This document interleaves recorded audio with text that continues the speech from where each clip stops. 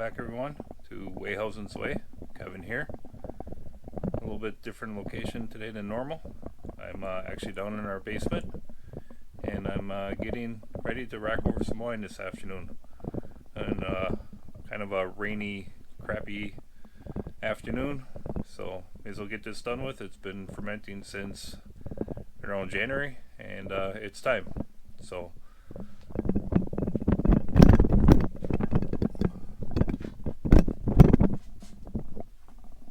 as you can see, I've got a shelf full of food here, preserved, canned, whatever you want to say. Beets, green beans, tomatoes, sauerkraut, pears, and the whole bottom section there is probably about 100 gallons of homemade apple juice. There's all kinds of jams, jalapeno stuff, and then one wine rack along with some wine up on top, and then my other wine rack. I counted the other day on these 4 crates right here. That's all full of apple juice as well. And I got some honey from beehives. My canned suckers, canned potatoes, homemade chicken broth. So a little bit of everything. This is a wine we'll be racking over today. 2 things are rhubarb. The other one is a red currant and raspberry. And this other one is a Juneberry.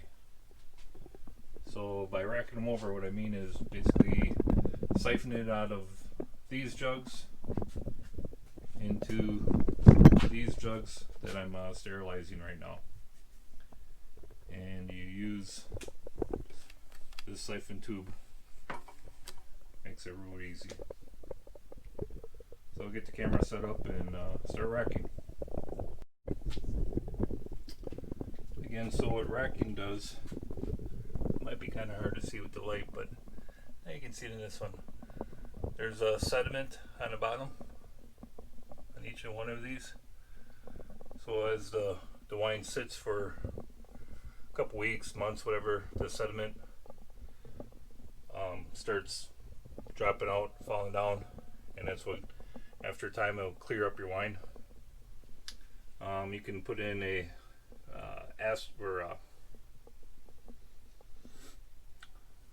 you can put an additive in here as well to help clear it up. I don't like to use that because that's a shellfish type of additive, and some people are allergic to that. So try to keep it all, let's say, natural as possible. Just let it settle out and rack it out a couple more times, and like I said, it'll let it clear up to whatever it gets to be.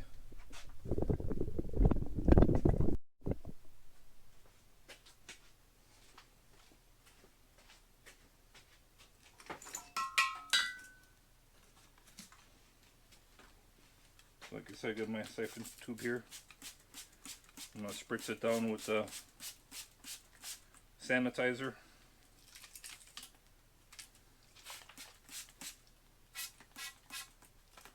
Make sure you got inside and out. Key thing is have everything sanitized as best as possible.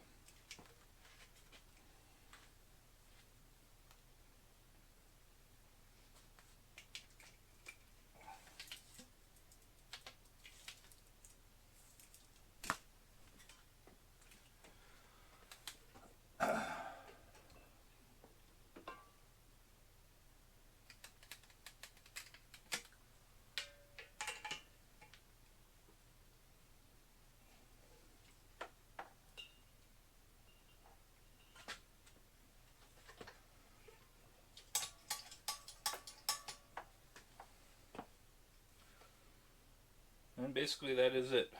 Get it started, and let it siphon from one jug to the other.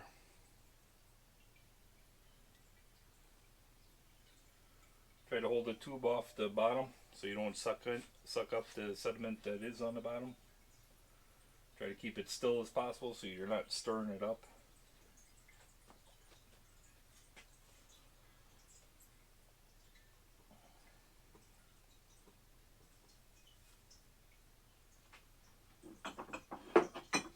It's also a good time to sample it, just to see how it's turning out. Whether you maybe need to add some more sugar, or even maybe kill it off right now if it's done.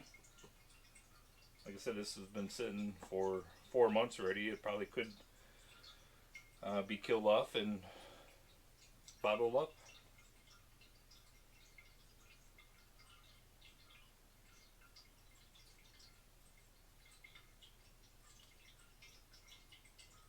Get this bottle up, probably be another 50 bottles. It put me about 420 some bottles that I have down here of homemade wine.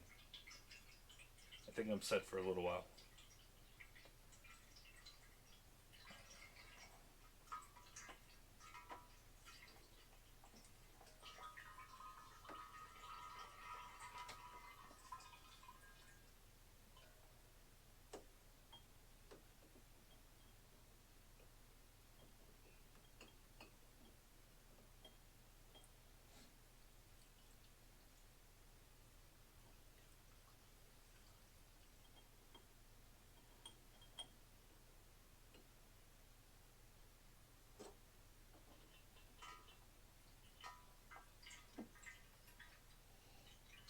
Smells like a rhubarb.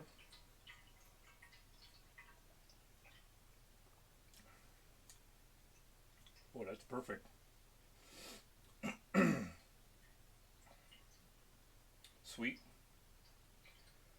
Got a nice flavor of a rhubarb. Yeah, it's going to go over really good come summer.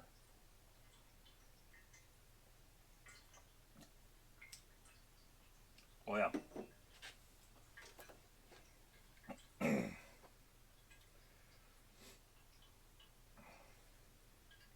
Yeah, I think what I'll do is I'll taste the other one right away. Make sure they taste the same, even though they're the same batch. Did everything the same doesn't mean that they'll turn out the same. But if it does, I think what I'll do is add my potassium sorbate to this right away, kill off the yeast, and then the next rainy day here, get this stuff bottled up.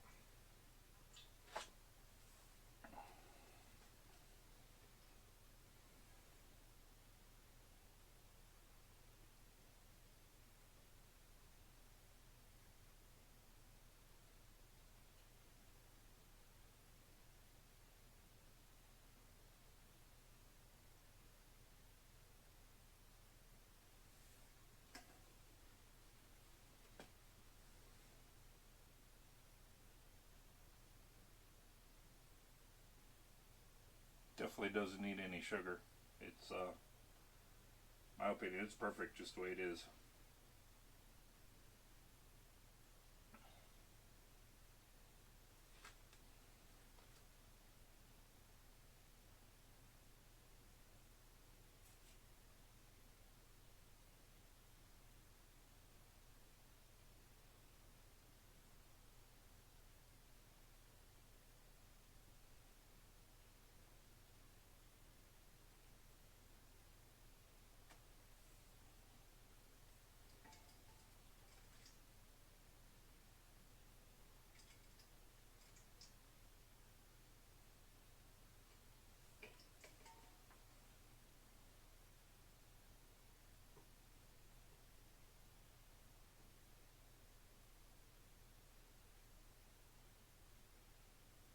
Bet you another month or two this wine will be pretty clear.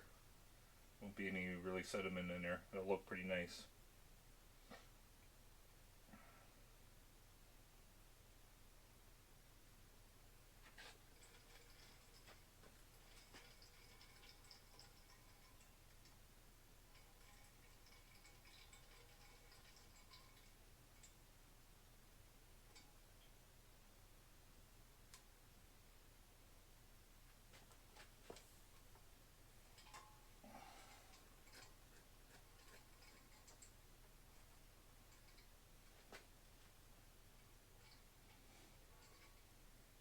So as I'm getting down to the bottom, I'll start tipping the carboy as well.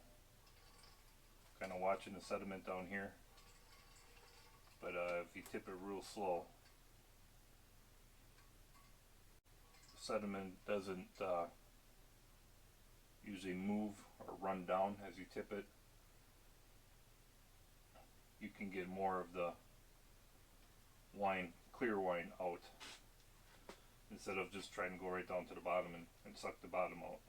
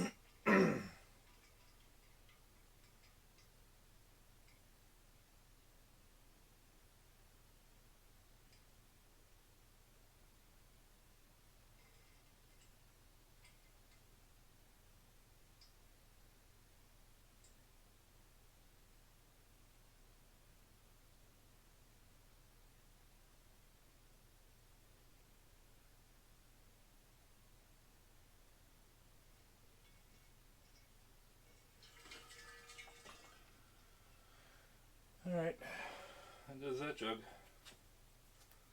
Grab the camera, I'll show you the waste on the bottom.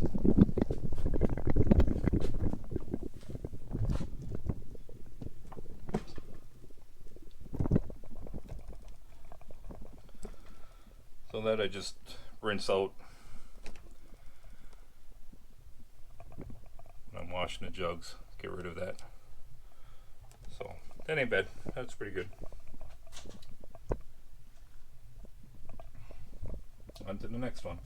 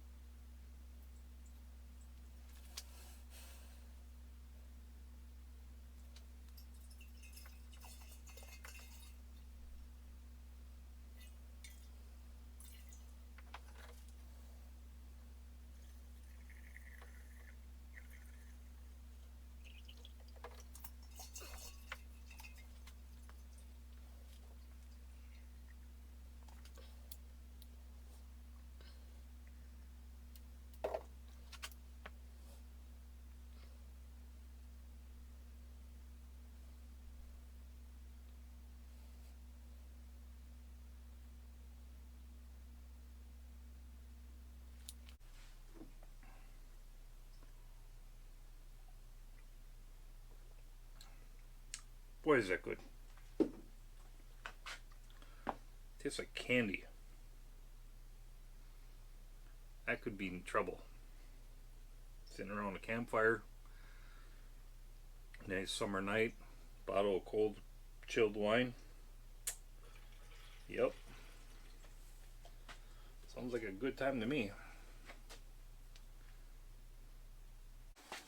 So I'm just gonna spray the outside of my siphon tube.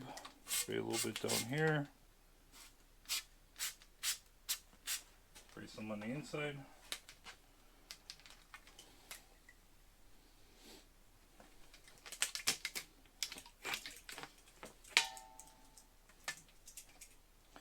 Shake the excess out.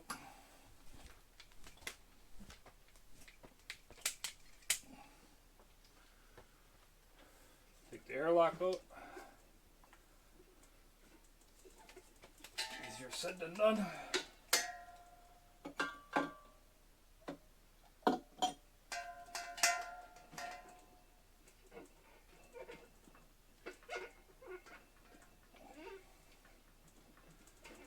Doesn't help my hands are slippery. Get it back in there.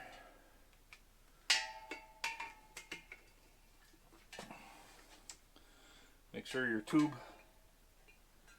is in the carboy when you start and that you don't pull it out as you start siphoning, because it makes a mess and you lose some good wine.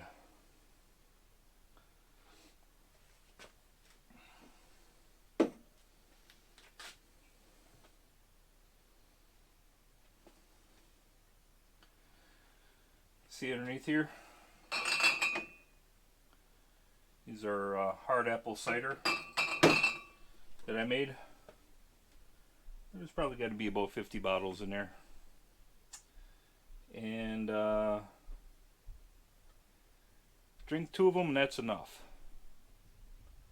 You drink more than that, the next morning's going to be a little rough, let me tell you.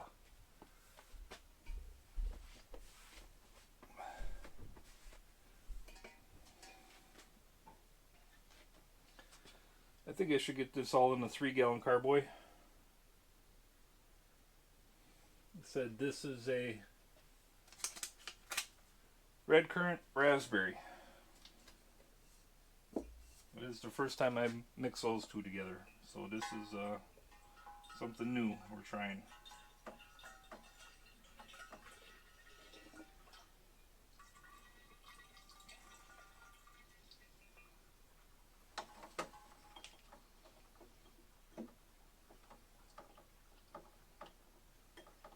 Nope, don't want to spill it.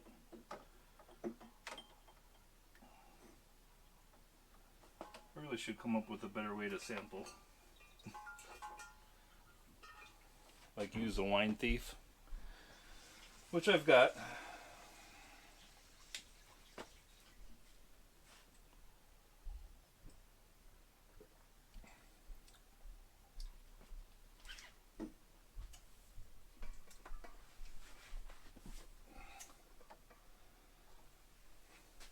All I'm going to say is that's a little different.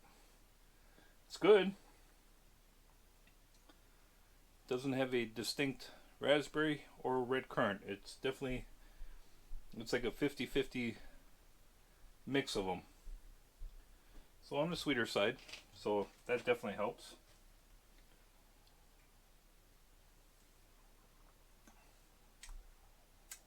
I like it.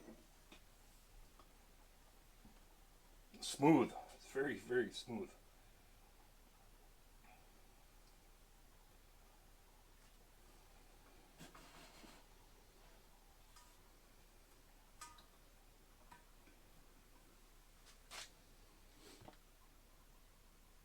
I like the color.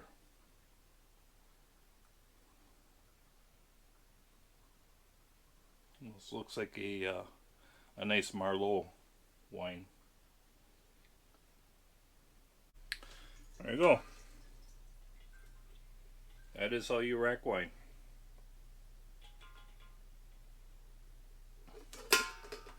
Hopefully you liked the video. If you did, please hit the like button. And if you want to see more of videos like this, I got some where I'm bottling up the wine and pressing some and getting started. And I'm from back to front of the process. But hopefully I'll get those posted here shortly. So if you want to see how I do all that, please subscribe.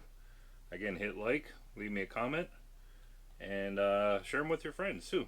So appreciate it. Thanks for watching.